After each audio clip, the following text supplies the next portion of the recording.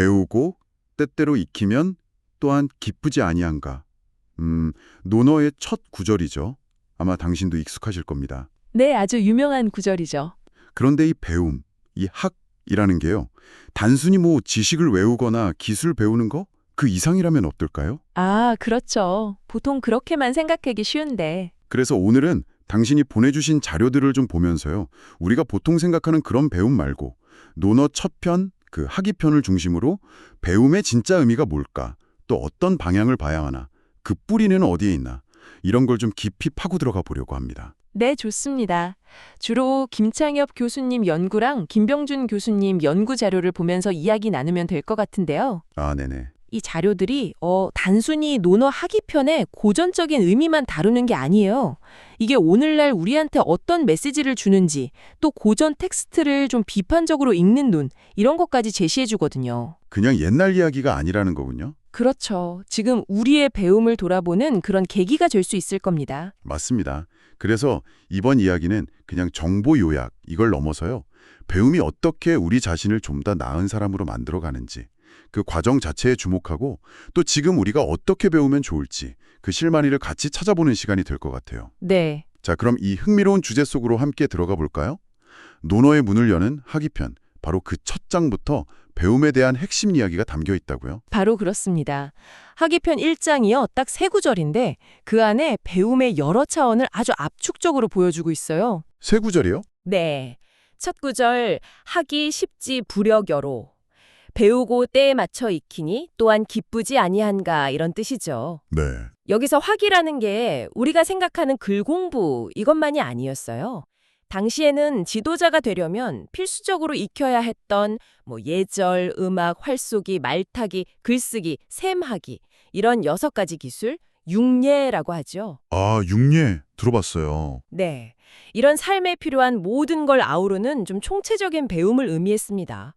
인문 교양부터 시작해서 무예, 실무 능력까지 다 포함하는 거죠. 아, 그러니까 단순히 머리로만 배우는 게 아니었군요. 몸이랑 마음, 또 실제적인 기술까지 다 포함하는 거네요. 와, 생각보다 넓은 의미네요. 그렇죠. 그럼 시습은요? 이건 보통 때때로 복습한다 이렇게 생각하기 쉬운데. 네, 때때로라는 해석도 틀린 건 아닌데요. 자료에서는 그보다 좀 더 깊게 때에 맞추어, 그러니까 적절한 시기에 맞추어 익히고 실천한다. 이렇게 보는 게 더 의미가 깊다고 지적해요. 때에 맞추어요. 예를 들면 어떤 걸까요? 예를 들어서 활쏘기나 말타기 같은 건 아무 때나 되는 게 아니잖아요. 성장의 때라던가 아니면 계절의 때 같은 걸 고려해야 했을 거고요. 중요한 건 배운 걸 그냥 머리로만 아는 게 아니라 적절한 때에 맞춰서 몸으로 직접 익히고 그걸 실천하는 과정, 그 자체를 강조한다는 점입니다. 아, 배운 게 완전히 내 몸에 배는 거. 그 체화의 과정을 말하는 거군요. 네, 맞습니다. 그렇게 완전히 내 것이 됐을 때 찾아오는 감정. 그게 바로 마지막에 기쁨이라는 거고요. 정확합니다. 이 열이라는 기쁨은요, 시험 합격했다거나 누가 칭찬해줬다거나 하는 그런 외부적인 보상하고는 좀 달라요. 다른 종류의 기쁨이다. 네. 배움과 익힘, 그 과정 속에서 그냥 내면에서 저절로 우러나오는 그런 순수한 만족감, 성취감 같은 거죠. 연구에서는 이걸 즉자적 기쁨이니까 배움 그 자체에서 오는 기쁨이라고 표현하더라고요. 직자적 기쁨? 네. 무언가를 알아가고 또 익숙해지는 그 과정 자체가 그냥 즐거운 거. 이게 배움의 첫 번째 중요한 측면이라고 할 수 있습니다. 아, 마치 우리가 막 오랫동안 연습해서 악기 연주를 딱 하게 됐을 때, 아니면 진짜 어려운 개념을 마침내 딱 이해했을 때 느끼는 그런 뿌듯함, 그런 희열, 그거랑 비슷하네요. 바로 그거죠. 그럼 두 번째 구절은 또 다른 차원의 배움을 보여주는 건가요? 네, 두 번째는 유붕자 원방내 불영각호. 벗이 먼 곳에서 찾아오니 또한 즐겁지 아니한가입니다. 네. 여기서 붕은요, 그냥 같이 노는 친구 이런 느낌보다는 같은 뜻을 가지고 함께 배우는 동지, 동문 이런 의미가 더 강해요. 아, 뜻을 같이 하는 사람들이군요. 더 나은 삶이나 사회를 같이 고민하는 그런 사람들이요? 그렇죠. 그런 사람들입니다. 그럼 먼 곳, 연방은 또 그냥 지리적으로 멀리 있다는 뜻은 아닐 것 같은데요. 네, 맞아요. 그것도 그냥 지리적인 거리뿐만 아니라 당시 기존 사회 질서나 체제, 예를 들면 조정이나 학관 같은 시스템 바깥에 있는 사람들, 다양한 배경을 가진 이들, 그러니까 제약까지 포함하는 좀 넓은 개념으로 볼 수 있어요. 아하. 공자님은 신분이나 배경 가리지 않고 제자들을 다 받아들였잖아요.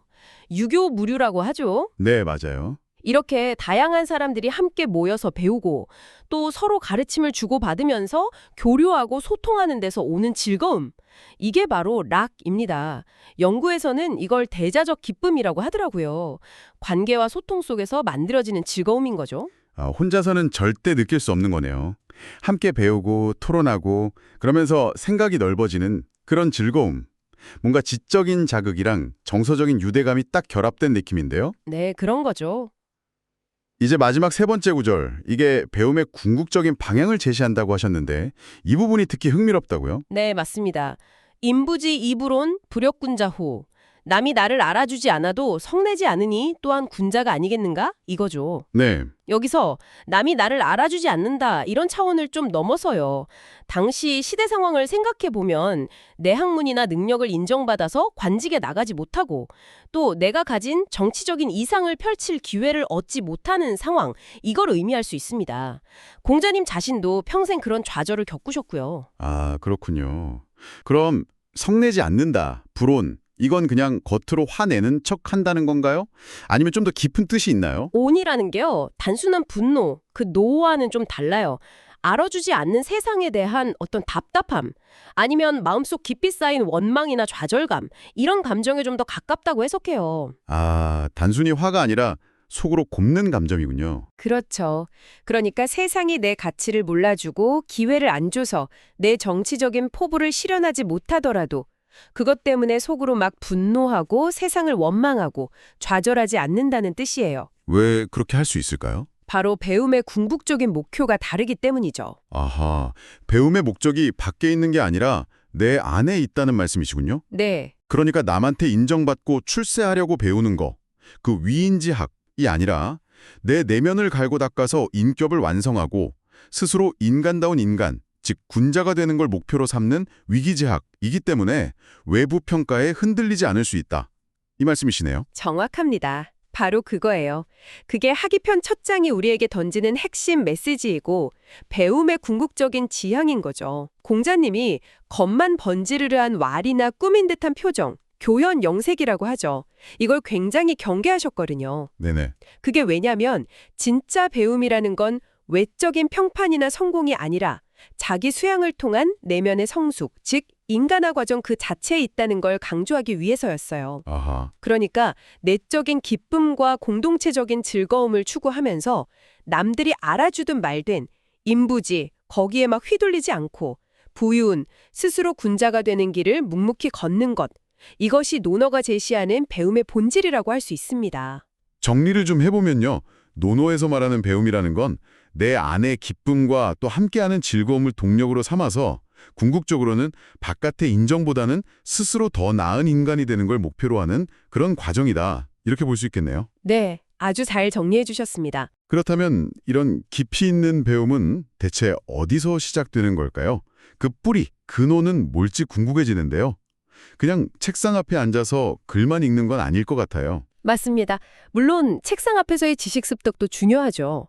하지만 논어는 배움의 뿌리가 훨씬 더 근본적인 곳, 바로 우리의 구체적인 삶 속 실천에 있다고 강조합니다. 삶 속의 실천이요? 네, 학예편 다른 장들에서 그 힌트를 찾을 수 있어요. 예를 들면 학예편 6장에서 공자님이 제자들에게 행, 즉 행동의 중요성을 먼저 이야기하거든요. 아, 행동이요? 어떤 내용인가요? 제자들아, 집에 들어가서는 부모님께 효도하고 루적쇼, 밖에 나가서는 어른이나 형제를 공경하며 출적디, 말과 행동은 신중하고 믿음직스럽게 하고 기나신, 사람들을 널리 사랑하되 특히 어진 사람과 가까이 지내라. 반하의 중, 어친인, 뭐 이런 내용이에요. 이게 다 인간관계와 사회생활의 기본 덕목, 바로 행이죠. 네. 그리고 나서 덧붙이는 말씀이 중요해요. 이 모든 것을 다 실천하고도 여력이 있으면 그때 글을 배우라. 이렇게 말씀하세요. 와, 순서가 아주 명확하네요. 일상에서의 윤리적인 실천이 먼저다. 그리고 그게 바탕이 되는 다음에야 학문을 배우라는 거군요. 그렇죠. 이거 뭐랄까, 집 지을 때 기초공사를 튼튼하게 하는 거랑 정말 똑같은 이치 같은데요? 근데 이게 왜 그렇게 중요했을까요? 당시 문을 배운다는 게요. 단순히 교양 쌓는 걸 넘어서 시, 서, 예, 악 이런 걸 익혀서 관직으로 나아갈 수 있는 아주 중요한 통로였거든요. 아, 출세의 길이기도 했군요. 네. 자칫하면 그냥 출세를 위한 도구로만 쓰일 수 있었던 거죠.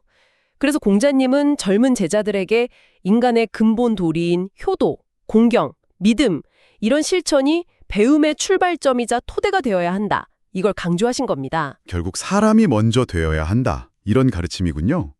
그러고 보니 제자인 자하도 비슷한 맥락의 말을 했다고요? 네, 하기편 7장에서 자하는 한 걸음 더 나아가요. 실제 행동으로 보여주는 사람이야말로 진짜 배운 사람, 하기라고 단언합니다. 행동으로 증명하는 사람이요? 네, 설령 그 사람이 스스로 저는 정식으로 배운 적 없습니다. 이렇게 말하더라도 현명한 사람을 진심으로 존경하고 현현이색, 부모님 섬기는데 온 힘을 다하고 시부모능 제재 길이, 나라, 임금을 섬김에 있어서는 자기 몸을 바칠 각오가 되어 있고 시국 능지, 기신, 또 친구들하고 사귈 때 약속 잘 지키고 믿음이 있다면 유펑요 자연어 유신, 자기는 나는 반드시 그 사람을 배운 사람이라고 말하겠다. 우비 위대지 하기 이렇게 이야기해요. 와, 여기서 진짜 주목할 점은 배움의 기준이 학력이 높자거나 지식이 많다거나 이게 아니라 삶 속에서 구체적으로 어떻게 윤리적으로 실천하느냐. 여기에 있다는 통찰인 거죠. 배움이랑 삶이 분리된 게 아니라 그냥 하나로 연결되어 있다. 아주 강력한 메시지네요.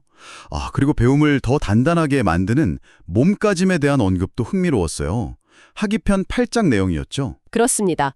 공자님이 군자가 몸가짐을 신중하고 무게 있게 하지 않으면 위험이 서지 않고 배움 또한 굳건해지지 못한다. 균자 부총적 부위, 학절 부고 이렇게 말씀하셨죠. 무게 있게. 네, 여기서 무게 있음, 중이라는 게 그냥 엄숙한 표정 짓고 그런 게 아니고요. 말과 행동의 신중함과 일관성을 갖추는 태도, 이거를 의미합니다. 그럼 어떻게 해야 그런 무게감을 가질 수 있을까요? 구체적인 방법도 나왔나요? 네, 세 가지를 제시합니다. 첫째, 마음의 기본을 충과 신에 두라. 종신? 충과 신이요? 네. 충은 자기 마음을 다하는 진실함, 신은 말과 행동에 대한 책임감과 일치를 뜻하고요. 둘째, 자기보다 못한 자를 벗삼지 말라. 우요 부록이자. 네, 그건 좀 오해하기 쉬운데요. 그렇죠. 이게 사회적 지위나 능력이 낮은 사람을 차별하라는 뜻이 절대 아니고요. 내 인격 성장에 도움이 안 되는 사람, 그러니까 도덕적으로 본받을 점이 없는 사람과는 좀 거리를 두라는 의미로 해석하는 게 맞습니다. 배움의 길을 함께 갈 좋은 벗을 사귀라는 권고인 거죠. 그런 뜻이군요. 다행이네요. 그리고 세 번째는요? 셋째, 잘못이 있다면 고치기를 꺼리지 말라. 과적, 우탄가. 자기 실수나 부족함을 깨달았을 때 즉시 고치기를 두려워하거나 주저하지 말라는 용기를 강조하는 겁니다. 이런 자기 성찰과 개선의 노력이 배움을 아주 단단하게 만든다는 거죠. 그렇군요. 마지막으로 진짜 배움을 좋아하는 호학, 이건 어떤 건지에 대한 가르침도 있었죠? 네, 14장에서 공자님이 이렇게 말씀하세요. 군자는 먹는 것에 배부름만을 추구하지 않고 거처하는 곳에 안락함만을 추구하지 않으며 맡은 일은 민첩하게 처리하되 말은 신중하게 하고 도가 있는 사람에게 나아가 자신의 잘못된 점을 바로잡는다면 가히 배움을 좋아한다고 이를 만하다. 거외 호학야이. 와, 이건 단순히 지적인 호기심, 이걸 넘어서는 거네요. 삶을 대하는 아주 근본적인 태도 자체가 호학이다, 이 말씀이군요. 맞습니다. 현실에 안주하지 않고 끊임없이 자기를 돌아보면서 더 나은 방향으로 나아가려는 그런 적극적이면서도 겸손한 자세. 결국 배움이라는 나무는 효도, 공경, 신의, 책임감 같은 이런 윤리적 실천이라는 뿌리 위에서 자라나고 또 끊임없는 자기 성찰과 개선이라는 자양분을 통해서 깊어지는 거군요. 정확하게 보셨습니다.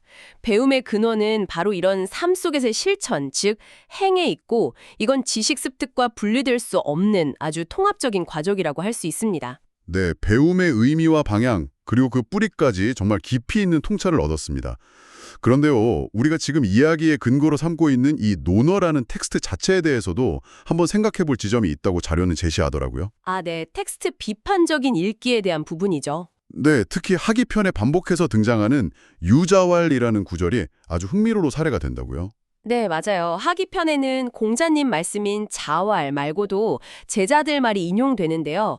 유독 유자라는 제자의 말이 유자왈 이렇게 스승에게 붙이는 존칭인 자까지 딱 붙어서 3번이나 나와요. 3번이나요? 네, 다른 편에서는 거의 등장하지도 않는 인물인데 하기편에서만 유독 이런 비중을 차지하는 거죠. 그 점이 좀 이상하긴 하네요. 거의 공자님이랑 동급으로 취급되는 듯한 인상인데 그만큼 중요한 인물이었나요? 다른 기록들이랑 비교해보면 좀 어떤가요? 바로 그 부분이 문제의 핵심입니다. 유자, 본명은 유약인데요. 이 사람은 논어 다른 부분이나 아니면 맹자나 예기 같은 다른 중요한 문헌들을 보면요. 비중이 아주 작거나 심지어는 공자님이랑 외모만 닮았지 학문적인 깊이는 좀 부족했다. 이런 평가를 받기도 해요. 아, 정말요? 네. 공자님 돌아가시고 나서 제자들이 잠깐 그를 스승처럼 모시려고 했다가 좀 실망했다는 기록도 있고요. 하기편에서의 위상과는 상당히 대조적이죠. 흥미롭네요.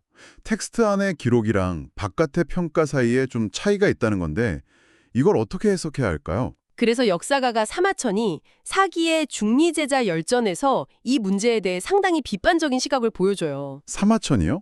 어떻게 기록했는데요? 그는 유약의 행적을 기록하면서 다른 제자들에 비해서 순위를 좀 낮게 매기고요. 자도 기록하지 않았어요. 그리고 결정적으로 하기편의 유자왈 구제를 인용하면서도 굳이 유약왈이라고 바꿔서 자라는 존칭을 빼버렸습니다. 아, 일부러 뺀 거군요. 그렇죠. 이건 사마천이 논어의 기록을 그냥 그대로 받아들이지 않고 다른 정보들을 통해서 그 신뢰성에 의문을 제기하는 그런 비판적인 서술 태도를 보여주는 거라고 할 수 있죠. 텍스트를 그냥 액면 그대로 받아들이지 않고 다른 증거들이랑 교차 검증하면서 의문을 던진 거네요. 네, 더 나아가서 일부 연구자들은 유자왈, 이게 혹시 원래는 우자왈 아니었을까 이런 가능성까지 제기해요. 우자왈이요? 그건 무슨 뜻이죠? 공자께서 또 말씀하시기를 이라는 뜻인데요. 기록 과정에서 발음이 비슷한 유자로 잘못 표기됐을 수도 있다는 거죠. 실제로 한나라 때 일부 학자들이 유자왈 구자를 인용하면서 공자왈이라고 기록한 사례도 발견된다고 하고요. 와, 그런 가능성까지? 물론 이건 그냥 하나의 가설이긴 합니다만 우리가 지금 보는 고전 텍스트라는 게 처음부터 완벽하게 딱 고정된 형태가 아니었다는 거. 오랜 세월 동안 기록되고 편집되고 또 해석되는 그런 복잡한 과정을 거쳐서 우리에게 전해졌다는 사실을 잘 보여주는 거죠. 이 유자왈 논쟁, 이게 단순히 누가 말했냐 이걸 밝히는 걸 넘어서 우리가 고전을 대하는 태도에 대해서 정말 중요한 질문을 던져주는군요. 그렇죠. 텍스트를 무슨 절대적인 진리처럼만 받아들일 게 아니라 그가 어떻게 형성되고 전승되어 왔는지 그 역사적인 맥락이랑 다양한 해석의 가능성을 좀 열어두고 비판적으로 읽는 자세가 필요하다는 것을요. 당신이 어떤 정보를 접하든 이런 태도는 정보의 홍수 속에서 길을 잃지 않도록 도와줄 것 같습니다. 맞습니다. 특히 요즘처럼 다양한 정보와 주장이 막 넘쳐나는 현대사회에서는 더욱 중요한 자세라고 할 수 있겠죠. 오늘 우리는 논어 학이편을 통해 배움, 학의 본질을 다시 한번 생각해보는 시간을 가졌습니다. 배움이란 게 단순히 지식이나 기술 쌓는 행위, 이걸 넘어서서 내면의 기쁨, 유엘과 공동체적인 즐거움, 러를 발견하는 과정이고요. 네. 또 남들한테 인정받으려고 하는 게 아니라 자기 자신을 더 나은 인간으로 만들기 위한 위기지 지약, 인격 수양, 군자를 지향하고 그 깊은 뿌리는 효, 재, 신 같은 일상 속 윤리적 실천, 행에 맞닿아 있다는 걸 확인했습니다. 네, 핵심을 잘 짚어주셨네요. 그렇다면 이 모든 게 오늘날 우리에게 어떤 의미일까요? 어쩌면 우리는 그동안 배움을 너무 성공을 위한 도구나 스펙 쌓기 이런 수단으로만 여겨왔는지도 모르겠습니다. 당신의 배움 여정은 지금 어떤 모습인가요? 혹시 시험 합격이나 승진 같은 외적인 목표 달성, 여기에만 너무 집중한 나머지 배움 그 자체에서 오는 순수한 기쁨, 위, 엘럭이나 그 과정을 통해서 스스로 성장하고 변화하는 인간화의 의미, 이런 걸 놓치고 있지는 않으신가요? 아, 오늘 우리가 나눈 효, 재, 신, 같은 기본적인 관계의 덕목들, 이걸 지금 당신의 배움 과정과 어떻게 연결해 볼 수 있을지 잠시 생각해 보는 것도 좋을 것 같습니다. 배움의 뿌리가 삶의 실천에 있다면 우리의 배움 역시 삶과 동떨어져서는 그 의미를 온전히 찾기 어려울 테니까요. 네, 정말 그렇네요. 자료에 따르면 공자님은 정치적으로 뜻을 펼치지 못하는 좌절 속에서도 오히려 배움의 내면적 가치와 인문적 성찰에 더욱 집중했다고 합니다. 네. 어쩌면 우리도 잠시 그 외적인 평가나 즉각적인 결과, 인부지에 대한 조바심을 좀 내려놓고 배움 그 자체의 과정이 주는 기쁨과 그 윤리적인 토대, 부운, 행에 더 집중해보면 어떨까요? 좋은 질문입니다. 그렇게 할 때 우리의 배움은 과연 어떤 새로운 의미와 깊이를 얻게 될까요? 결과만 쫓는 공부가 아니라 과정 속에서 나 자신을 발견하고 성장시키는 배움, 한번 깊이 성찰해 보실 만한 질문인 것 같습니다.